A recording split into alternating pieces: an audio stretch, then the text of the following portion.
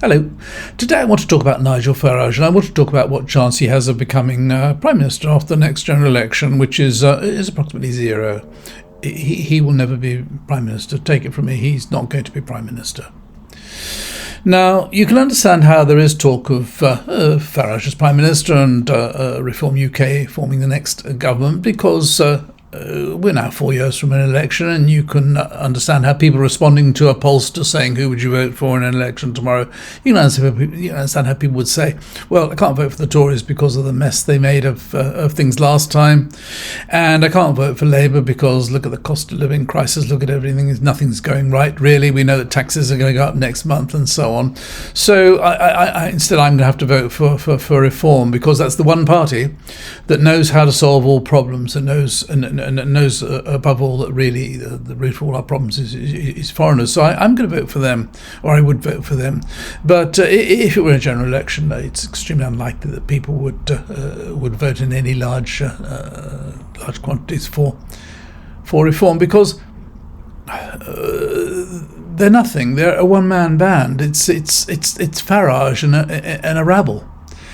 And when you look at the sort of people he's surrounded with, the sort of yes men and women who like Trump in America, people who just say anything to keep him happy because he's so dominant and such a domineering character. But the party has no proper serious policies. Their policy seems to be to stop immigration, and that will somehow fix our economy. They perform drastically in local elections where they get cancers, all sorts of scandals, and look at what happened in Dover a few weeks ago. And when you look at the sort of people who would form a Reform government, I mean, just look at them. Can you imagine them running the country? Lee Anderson, Richard Tice, that's Sarah Pochard, the woman who doesn't like seeing coloured people in adverts on the television, and all the rest of them, and Andrea Jenkins and Danny Kruger. I mean, they can run anything, and yet these were the people who would be running the country. And Farage is not really interested in power. What he's interested in is disrupting. What he wants is to be centre of attention. He loves being on the television. He loves being interviewed. And he's a great performer. He's a fantastic performer. But when it comes to cabinet meetings and paperwork and detailed meetings and working on his red boxes till midnight, he's not interested in any of that. And also you have to remember that Farage is the guy who is responsible more than anybody else for Brexit. And more people now realise that Brexit has been a complete and utter disaster. And what is quite interesting now is that the Labour Party, realising that Farage is doing pretty well in the opinion polls, and not knowing really quite how to compete with him on immigration, because there's only so much you can do with immigration. And in response to Farage, both Conservatives and Labour have tightened up policies towards immigration. It's going to be, under this government, it's going to be almost impossible to come here to work in future unless you earn at least $40,000 a year, which is going to cause all sorts of problems in terms of shortage of workers in crucial industries. But anyway, this is just to tell you that last Wednesday I launched a new channel. It's called Michael Lambert, Something to Think About. And it's something I've been planning to do for a very long time. It's a channel where I want to discuss things other than politics. I want to discuss the sort of things that we all think about from time to time as we get older. Things like the meaning of life, is there a God, do we have free will, and how is AI going to change the world, and these sort of things.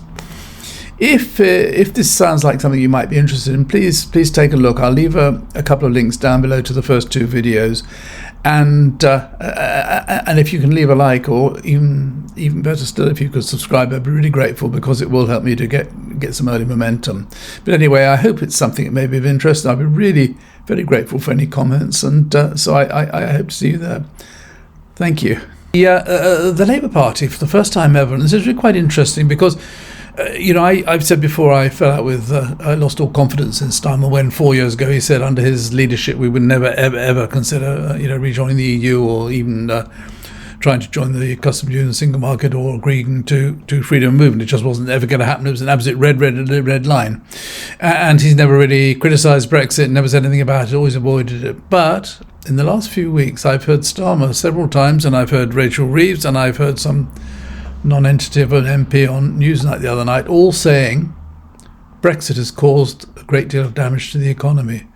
In other words, they realise that the majority of the population realise that Brexit has damaged the economy, and they can see that if they can somehow or other attach Brexit to Farage, that's about all they've got to get him on. And I think their calculation must be that during the next 4 years things are going to get even worse, and that Brexit will get blamed more and more and more. And if they can just attach the blame to him, it will damage him. But he has a terrible record. It's a bit like Trump. When you look at what Trump has got away with, you look at his personal record. I mean, it's staggering that he's president. And I think Farage, in a sense, he obviously doesn't have a record like Trump, but I mean, he does have quite a bad record. And I was looking at some of the things he's happened to him, or he's been responsible for over the last 20 years. He was a member of the European Parliament, and he's now, as we know, a member of the UK Parliament. But anyway, as an MP, he spent 20 years getting a good salary and no doubt every expense that was going. And during that time, he didn't propose any significant legislation at all. He rarely attended cabinet and committee meetings, and he contributed very little constructively. In fact, colleagues in Brussels describe him as more interested in publicity than policy. And as I said before, that's what he always has enjoyed. He doesn't want to be at committee meetings discussing fisheries. He wants to be on the stump with people cheering him and shouting and saying how wonderful he is. There were all sorts of questions about money and misspending and so on. He was fined £35,000 for using EU funds to promote UKIP elections, and on a second occasion he was said to have spent over £400,000 of EU funds illegally on UK election polling. And this is a man who said that Brussels was corrupt. He failed to declare £450,000 in gifts from Aaron Banks in terms of the use of a luxury house and chauffeur-driven car and trips to the US and so on. Never declared. And even now, he's I don't know why people don't get this. He's interested in the money, the fame and the money. And it's said that he's earned more than £1.2 million since he became an MP. That's in addition to his salary of $98,000 a year. He's only been an MP for whatever it is, a year. And his whole career is built on generating fear and resentment and anger. It's always, before it was, whilst we were in the EU, it was all about how it was the Europeans that were causing all our problems. If we could just get out of the EU, everything would be fine. And now it's if we can just stop these foreigners coming here, particularly these little boats and so on. And foreigners are responsible for everything. And their policies, we know, is to just about eliminate all immigration.